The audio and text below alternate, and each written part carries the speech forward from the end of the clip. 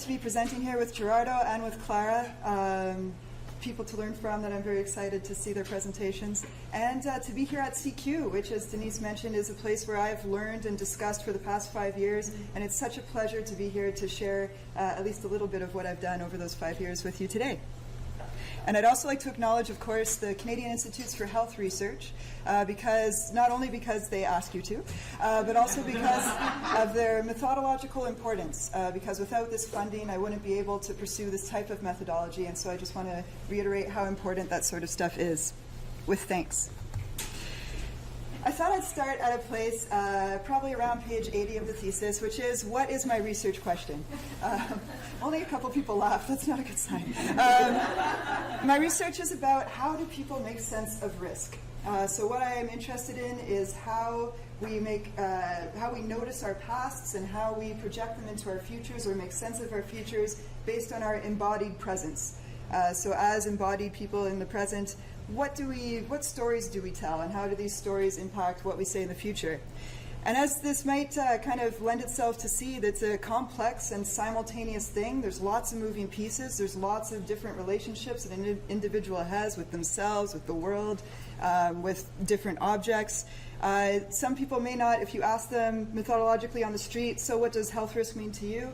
There's some things that might go unnoticed in the past, or some things that they didn't even know related to what they think risk is. There's multiple realities, so I'm sure everyone in the room has experienced when you tell the same story of something that happened, but you tell it a little bit differently every time, or something like different realities there. Contradictions. Everyone has that story about the person, smoking is bad. Except that person I know who lived to 95. So there's all these sorts of different complications, and one of the ones that I want to point out especially is that it necessitates a prioritization or an order of some sort of social context or power structures. So each of us, whether we know it or not, orders the world in some way, and that is integral to this research. So I'll spoil the ending by saying that I came up with 3 methods to talk about this. The first is that I asked participants to come in and to please sculpt somebody who will die from non-communicable disease. The next thing I asked them to do was a process called lifelining that had 4 instructions. The first was to please represent somehow a past, present, and future on a big whiteboard that they received, to give your sculpture a name or a title, to situate your sculpture in or around your lifeline, depending on where it belonged, and to fill your lifeline with things that are important to your sculpture, to your sculpture's life. And then after they did that, they came in to talk to me for a 2-hour interview about their art, about stigma, risk, luck, chance, fate, God. That one was a surprise for me, and all sorts of things that played into the randomness of health. And then they talked about the process as well. And the best part about doing research that involves sculpture and lifelining is that I get to show you some of the stuff I work with. So these are just some of the examples of the data that now I have, that I'm looking through, that I'm drawing conclusions from, that is a presence in my shared office for what I'm doing here. And now, the fun part. I wanted to talk just a little bit about an overview, or give an overview of the 4 methodological principles that I use to arrive at these methods and to arrive at that data, and why they're so important for the malleability or the flexibility, both materially and conceptually, of these methods. So the 4 principles that I came up with were that I wanted my research to be absurd, I wanted it to be embodied, I wanted it to be creative, and I wanted it to be imaginative. And the reason I wanted it to be absurd was because absurdity is having no order. Absurdity is something that pierces through social order or any type of order to give us something that makes sense in a very strange way. And from Lyman in the Sociology of the Absurd, he talks about the sociology of the absurd in 2 ways. First, that the world makes no ultimate ontological sense, and yet is almost everywhere and always regarded as having meaning. And the second is that the self and society are social constructions.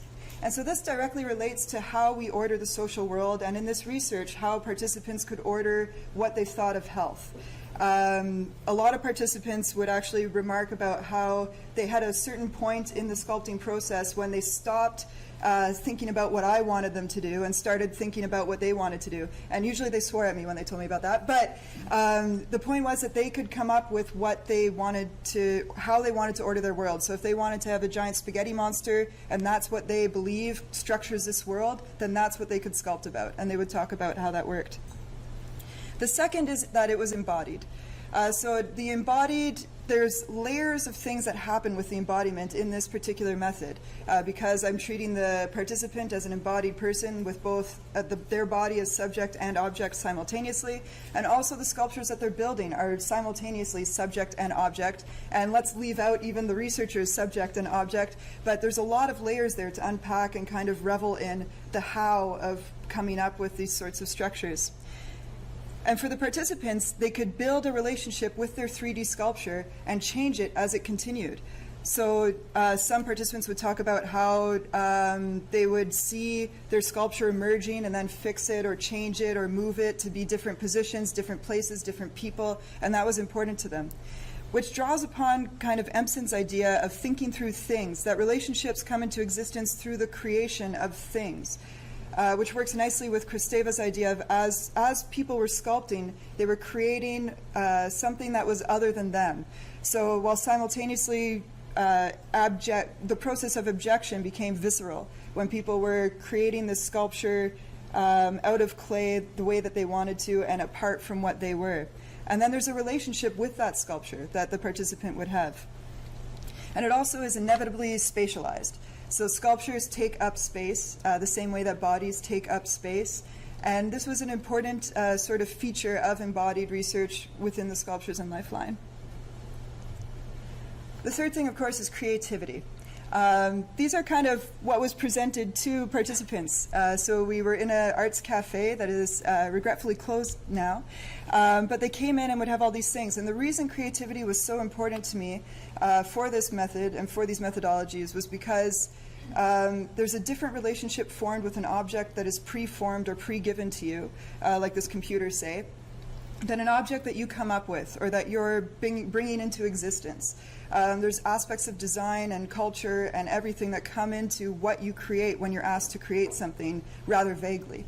And you can see kind of how all these things kind of fit together or work off of each other, the absurdity, embodiment, creativity, and finally, of course, the imagination. And the imagination must be one of my favorite parts to explore of those four. My brother-in-law once asked me, why do they play chess on Star Trek? And he says, you know, in this world that's supposed to take place in the future, where there's all these intergalactic, intercultural interaction across the universe, and they're still playing chess, but now it's on 3 levels. And I think the reason for this is because of our limits of imagination, or at least one of the reasons. You know, I'm not a Star Trek connoisseur or producer, regrettably. But the reason is because imagination allows capacity and possibility, but always inevitably moored in reality. And there's a relationship there between perception, imagination, and reality. And so what we can do when we play with imagination is really quite open. And I think the more I think on it, the more I think it has a very important role to play in our social structures. But going back to the capacity and possibility, moored in reality kind of parallels Deleuze and Guattari's becoming a body without organs and saying, you know, become this flow through smooth and striated spaces, but always, they tell us, come back to the body, the material anchor in the world. And so I think that that's kind of an important piece that allowed ontological multiplicity.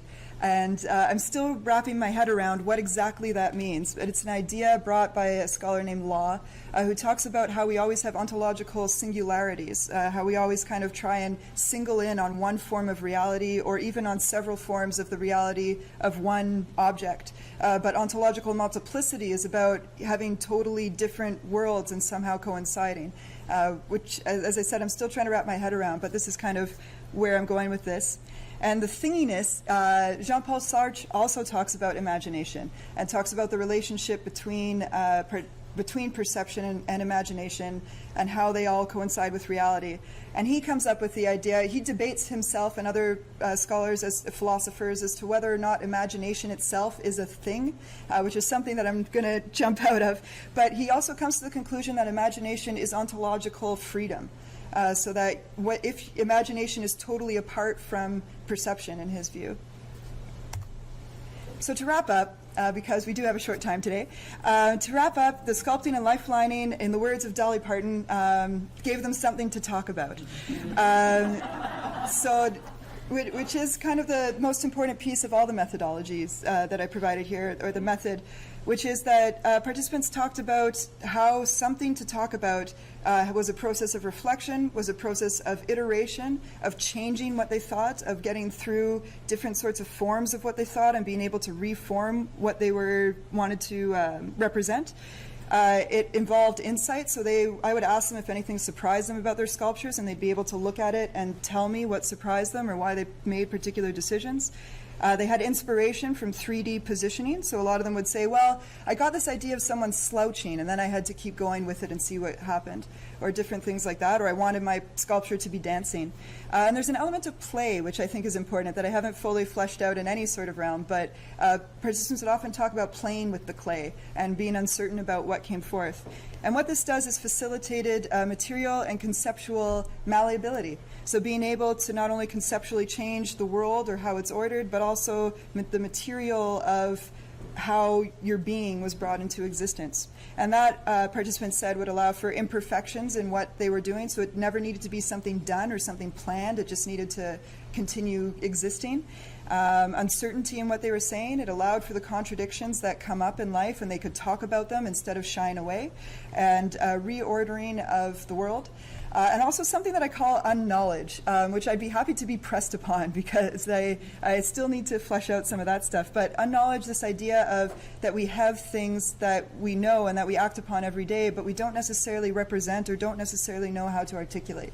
And sculpture and lifelining kind of help bring those out. So there's tons of ongoing questions, but I've narrowed it down to my favorite two. The first one is that ongoing questions as I move forward about imagination as an actor, because I really do want to think more about how imagination, what the role it plays in our lives and in our realities is, not only in the health context, but as embodied creatures on this planet.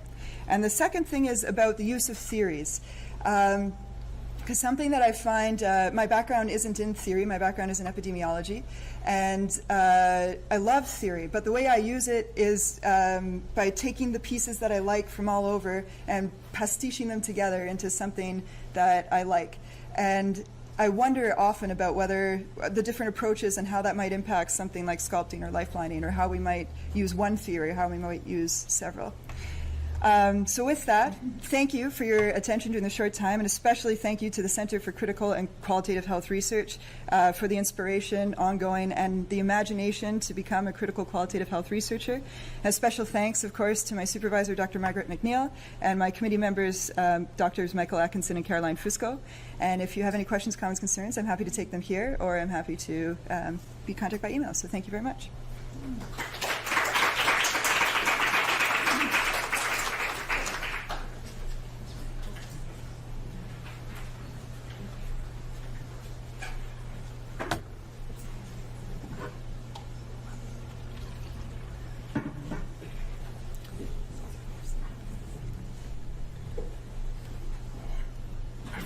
Okay.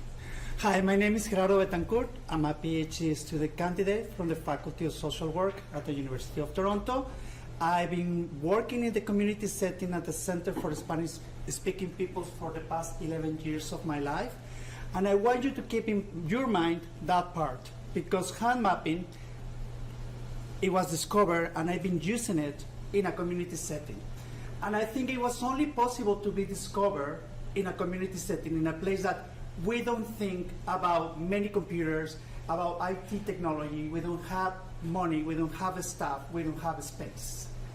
And that's why I like hand mapping, because it comes from a very big idea, wonderful idea, but it gets to be easy and possible for people who work in health, particularly for people who work in health in places that are very marginalized. And I will tell you why. So, what I want you to take away from today is the theoretical framework, the skills, and what is the mechanics and what is the thinking and the theory behind hand mapping. And how possible is that you can go in your global work, in your community settings that you maybe have community-based research, and you can promote methodologies that are accessible for places where there is no money. So telling you a little bit about where I'm coming from, when I came from to hand mapping, I've been studying sexualities, particularly sexual health, HIV prevention I've been doing that for the past 11 years of my life. I've been at UFT, I did my master's in education, and I'm doing my PhD now. So I had the opportunity to write this article about La Pasión, Sexual Desires, Pleasures, and Passions, and it got published in 2015, University of Bristol. And there, I call attention about how men, Latino gay men, interact in sexualities. And interaction with sexualities is important with the hands, because we get to mediate our interaction with the world many times using the hands. So that's important also to keep in mind. So why do we use, or we need visual representation of narratives? The visual is very powerful. It's easy to see. It's easy to understand. It delivers faster messages. It's very accessible and awakes different levels of analysis. I think it's excellent for health research. And again, if you work with people who are marginalized, who maybe do not speak the official language, who maybe don't have those levels of narrative that you want to get in a report, then you can use drawing, you can use the hands as a metaphor of the stories. How did we come with this? This is thanks to Denise Gastaldo. In 2010 to 2012, I was part of the community advisory committee of the body map project that Denise was conducting at the time. And it was the first time body map was introduced for me, and I was crazy in love with it. I have to say it.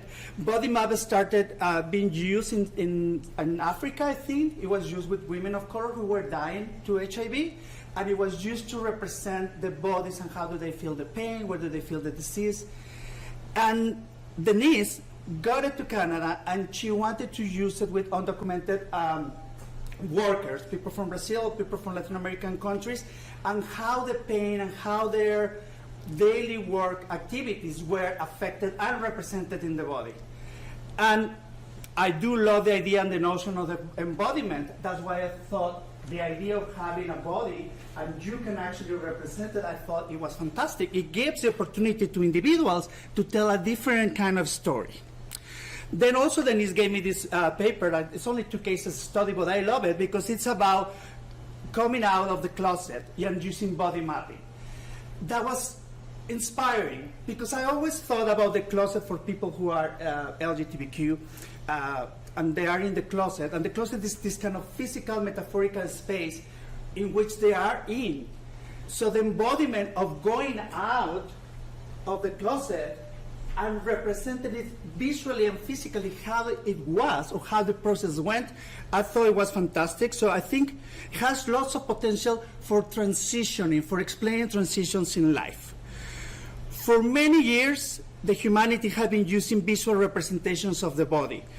This I took it at the Hiroshima Museum in Japan, and they are not pleasant to see, they are not pleasant to see, but they are representations of the body and how people saw the experience of the atomic bomb.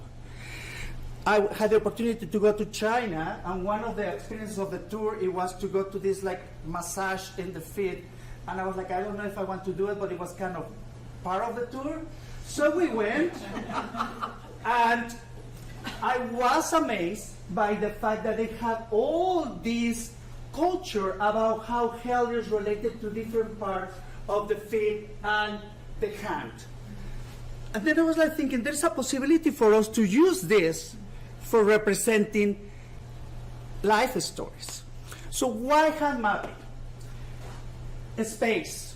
When Denise and I came here with a cab, I remember, and she gave me all the paper that she had left. I had to use help to take it to the cab. It was raining like today. And I got to the office, and I was like, my office was too small. We're going to see one photo of the office. There was no space to put it. I was like, and I had like 2 tables like this, and I would have like 16 participants like that. This is not going to work. And I was like, okay. And I was then thinking about the hand and thinking about the lines in the hand. Because many people use it, you go to this person and say, tell me the future or tell me the past.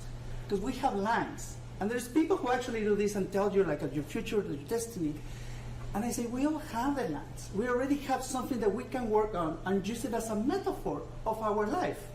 So with hand mapping, I propose that we can have a very innovative methodology that can have all the levels of complexity you want, or we need for our work, but still we're using little space, time, money, and the lines of the hand. This is a radiography of our hands. Our life can be represented in these little lines. So, two things I wanted to do with the hands and the lines. One is the life events and life trajectories. I read a lot for like 1 year. I was also very excited about that because I think, particularly with migrants, which is the experience I have working with, they have a beginning. They started in another place, in another time, under other circumstances, political, economical, social, and they came, so many times they don't come straight to Canada. They went to other places trying to find happiness, opportunities, acceptance, and somehow they get to Canada. So the life trajectories, we try to, or many people who are probably very lucky, the life trajectories are like this. You start here, you go to school, you get a degree, you blah, blah, blah, blah, blah, blah, blah, blah, retirement, happy Hawaii or Cancun. That's what we think about life trajectories. Many people, however, not as lucky, they don't have that life. They start here, they don't know what is going to happen here, but they move here, the parents move here, then they lost their job, the parents separated, somebody came to other country, they came out, they got infected with HIV, they changed their transsexual now, like, it's all over the place. And the hand gives us that canvas opportunity to reflect that. And health trajectories, why? Now, well, I'll take it on me, because I used to be a smoker. I don't want anyone writing Twitters that, oh, Gerardo's talking about, like, please. I'm talking about me and my grandfather. My grandfather smoked, I remember back in the days, he told me he started smoking, he was 12. By the age 70, he got diagnosed lung cancer. It was painful, but it was something that didn't surprise anyone. That's a health trajectory. If we see that individuals or ourselves are doing something constantly, something sooner or later is going to happen.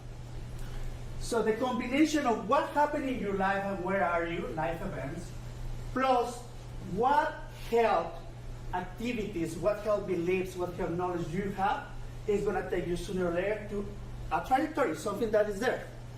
So that is what I think is relevant. So, of course, I'm taking it, this is the theoretical part, I'm taking it as a post-structural, post-colonial, post-gender, in a global setting stance. I think anyone, regardless of where you're coming from, your skin color, your sexual identity, your gender identity, you can do hand mapping. So far we have used it for sexual orientation, identity, attraction, and studying and checking behaviors, observing and understanding behaviors and practices. It has limitations. This is a photo of the setting I had before. This is for Wesley. This office is gone. Now there's a fancy condo that each condo is over $1 million, so that's something to tell. This is how we used to do it, like in that context, and we use it to explore participants' narratives. What I like also about hand mapping is we can check intersectionality because the lines, like same as the lines of your hand, some overlap. So I think the concept of intersectionality could be fully explored with this idea. Migration, because people start here and they go to other countries, they go to other places. And the hands are the metaphor that represent the life events and life trajectories. What about the fingers? I love this photo. This photo I took it in Chiapas. I think it's called El Cañón del Colibrí, and this place exists. And I just, like I said, I need to take this photo for a presentation like this because I know I would use it. This is a very nice example of a hand mapping. This person was born in Colombia, moved to the United States, Canada, coming out, and in the fingers, he represented his 5 more important things, health things, regarding sexual health. The flag, being out, being proud. Of course, one finger is about drinks.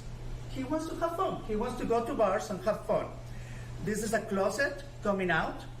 He has here a partner with a cat and a dog, which tells you what people want in their life and how they yearn and dream about that life. Here, there is a man here in underwear, so he's like sexy, and there is a condom. So, talking and understanding the life events, trajectories, and what are the most important themes that a person think about in talking in sexuality, and it could be used in any other field of health. It gives you an idea what the person is, what the person needs, what the person is. This is his trouble. This is his trouble. He's an immigrant. He's proud. He wants to have a life where fun is there. He wants to have a family. He wants to have fun. He wants to have sex. So then we understand how do we approach with interventions. So the fingers represent an opportunity for people to tell us more. And again, we can use different themes. Ethical limitations. It has its limitations, and I start saying that the same ones for body mapping are basically the same ones for hand mapping, and probably even more. So we have to do more work about this. Materials. This is what I want to tell you, because this is what I love about hand mapping. Wherever you go in the world, in your partnerships, you can do hand mapping thinking about 0 money. I actually sent a proposal called How to Conduct a Community Evaluation Under $1 Budget. And the $1 was like too expensive for thinking about hand mapping. So basically it's paper, crayons, pencil. Somebody will say, well, we don't have money for crayons. Like, you don't need it. There is pencils you can use, it's fine. What if you don't have paper, pencil, and crayons? Would you be able to do hand mapping without paper, materials, budget? I will say yes. I will say if you're working in Africa, this is Mexico. This is the hand of my nephew, so he volunteered for this. You can do it in sand, in a place that you don't have materials. What if you live in a place like Toronto? Could you do it, given the weather we had last weekend? Is it possible to do it without materials? I think so. Finally, the slogan of your life. This is something that I take also from the NIST report 2012. We give the opportunity to participants to write at the top of the hand mapping and slogan. Now we use the word tweet. In fact, I don't think the word tweet. I was not familiar with Twitter 2010, 2012. Now I have a Twitter and everything. Everybody knows about me. So tweet, you can have a slogan, and the slogan is in positive tone. It's like the hope. It's like with the direction. People are very mindful about their lives, but people are very mindful about doing better or having a better life. And that's very interesting. So now, in the evaluation component of a project I had with Denise and Nicola, and 25 people all over the world now, because everybody's like in Spain, places. Trans-Latina Rompiendo Barreras, Overcoming Barriers, or local. We have 9 participants who had a pre-hand mapping and a post-hand mapping. And we are in the process of checking to see if our intervention actually changed their perception of life. And that's very interesting, because back in the day, the first time I did hand mapping, I did pre and post, and it was a disaster. I was like, I never do this again. But then I was talking to Denise, I said, let's do it right, and let's see if we need to have more. I need to have more experience. So at this point, I've been working with this for now, 2013, 5 years. So I have read more, and it takes time to get it right, I think.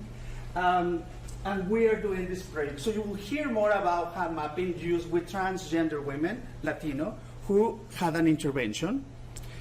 And the conclusion for me is hand mapping can be used in community settings. You can use it as an assessment evaluation. Go to a community and hand mapping. What is this community at? Housing, mental health, access to services, education, sexual health. Same for if you want to do it for evaluation, research, and even corporations. I think staff could do hand mapping to see how is your staff feeling about this, about that issue, about how they do about their lives. So this is hand mapping, and you won't be able to see all this. And also, I forgot, I'm the coordinator of the Community Without Borders Sexual Health at the Center for Spice Keeping Group. Thank you.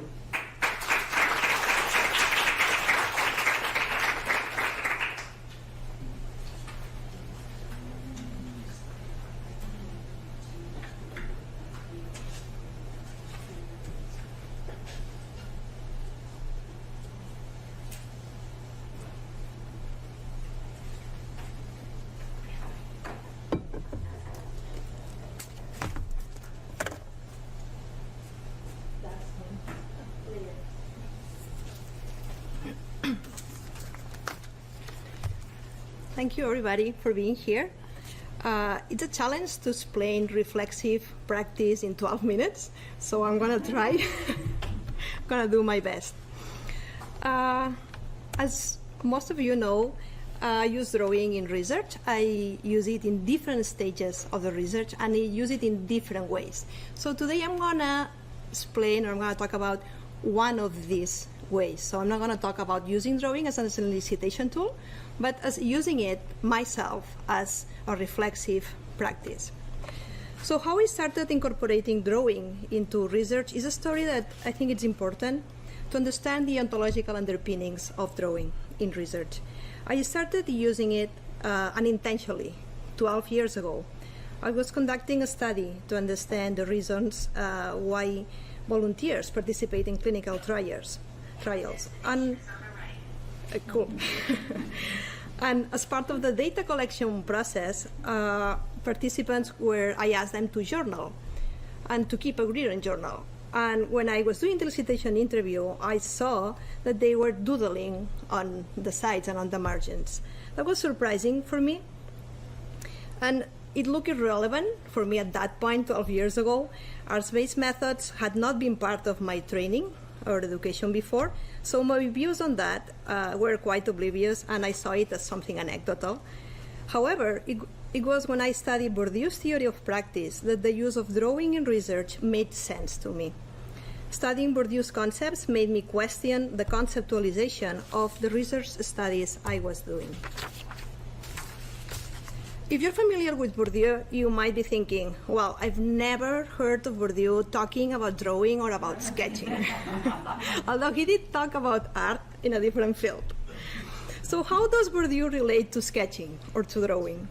In Bourdieu's theory of practice, he critically studied the scholarly practices of academics and researchers, referred as homo academicus. So their practices, or our practices, were critically and reflexively examined. Nowadays, it's interesting, an analysis of the current positions of health researchers, while taking into account our social origins. This allows us to understand the tension caused by arts-based methods. The introduction of visual approaches in health research has challenged the conceptualization of what is research and what is considered data, if there's such thing as data, and why this something is considered as data or it's not. It has changed the conceptualization of what accounts also as representation, if text or visuals.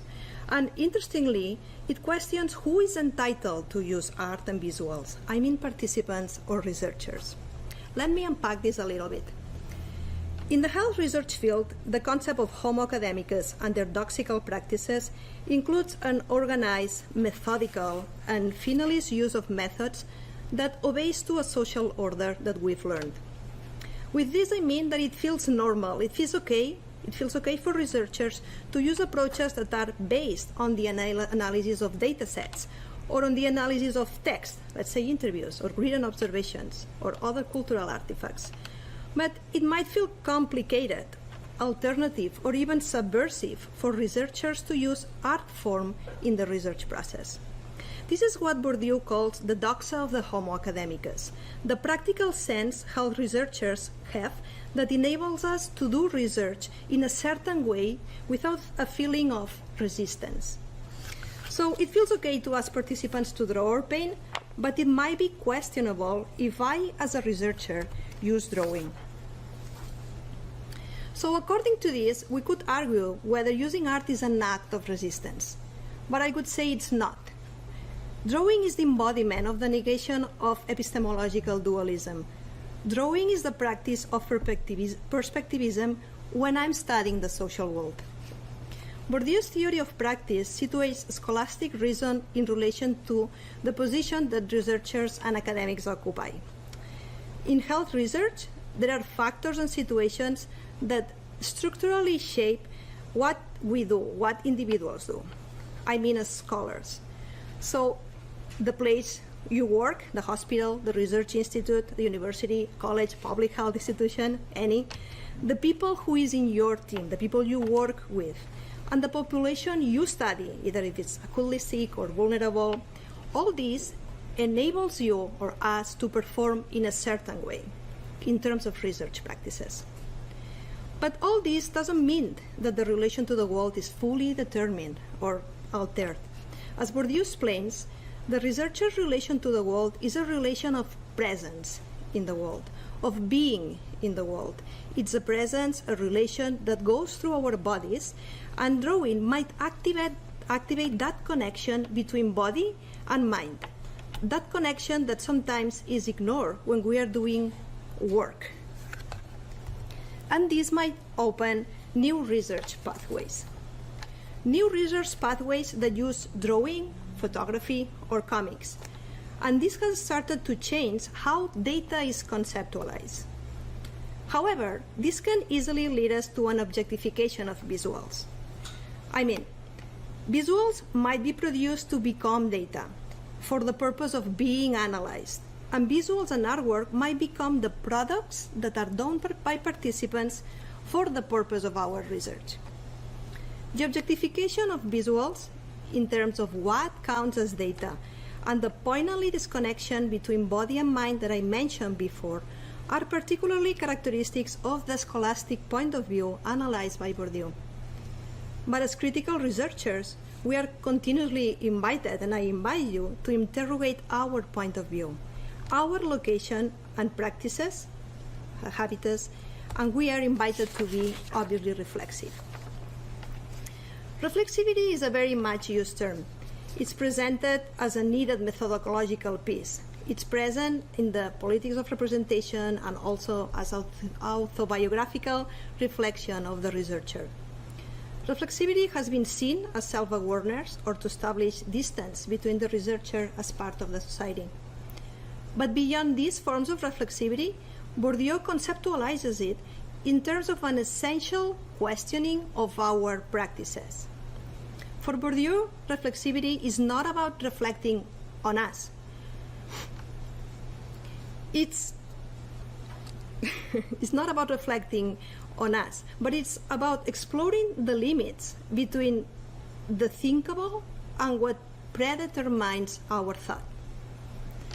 In plain words, reflexivity questions our practices in relation to where we are. And it does not take the form of an epistemological discussion.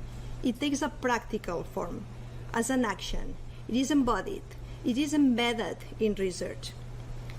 Bourdieu's conceptualization of reflexivity is grounded in the relation between theory and practice. But again, what does this mean? How do we do that? How can we be reflexive and go beyond self-awareness?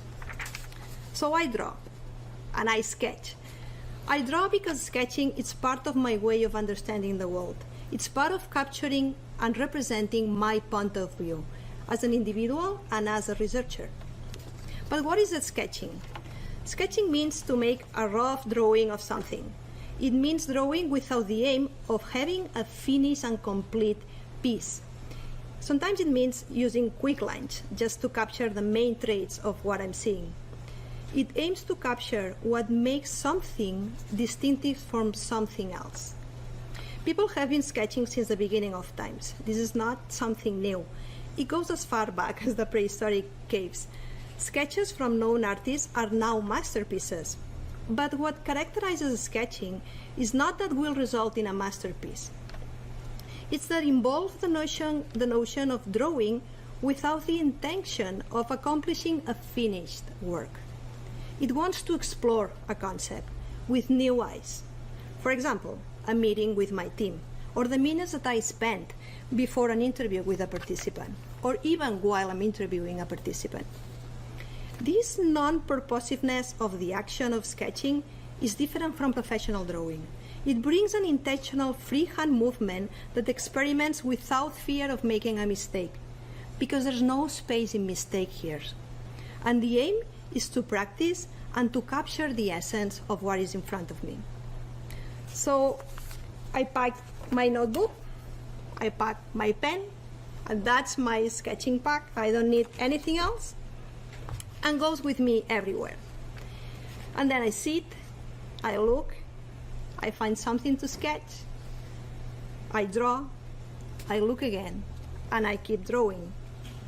Sometimes what I draw, it doesn't really make sense to me, or I don't like it, or I don't see well what I'm drawing or why. But to tell you the truth, it doesn't matter. It makes me present, and I begin to see things in a different way. When I sketch, I see things, participants, people, situations, contexts, as I haven't seen this before. It's not about how realistic the drawing is or how well it represents reality. It's about seeing what is in front of me instead of what my mind thinks that it's in there. When sketching people or things, I try to capture what belongs to them and what connects me to them in that moment. It's a process to get to know the space. It's the space that I'm in and how the people relate to that space. It's a repeating and absorbing process. I observe, I draw, and observe, I draw, to later construct that representation of reality. It's a mental practice to leave my concepts aside and get ready to see what is in front of me. So sketching is an exercise to cultivate my analytical skills. For me, this is one of the key points. It's not about observing and drawing. It's an analytical device, a reflective and interpretive tool. You might be thinking, why to use a tool like this when we can use other ones? Well, I believe that different practices lead to improved general skills. When runners run a marathon, their practice involves more than learning to run for 3 hours. Their training involves speed work and workouts at the gym, and that leads them to a different point. So as you know, the skill set that we need for analyzing also goes beyond learning 1 or 2 or 3 techniques, and reflexivity is part of that skill set. The value of this practice is in the process, not in the result, the drawing. It's in the fact of embodying. The value is in disconnecting the brain from the hand and reconnecting again in a new way, like you see in this picture. I draw my hand looking at my hand, and I look at it while I was drawing. And what matters is the process I went through, not the final result you see on the right. This is what I mean when I say that drawing is a practice and it's not a technique. It reconnects mind and body, our senses and our mental scheme, that tunes the researcher before becoming the data collection and the analytical tool. So what? What are the methodological implications of this? Sketching lets you focus to see, to construct, to interpret through the connection between mind and your hand. It's a reflexive process, a practice that questions scholarly practices, the social unconscious, and challenges epistemological understandings. It pushes, of course, the academic boundaries.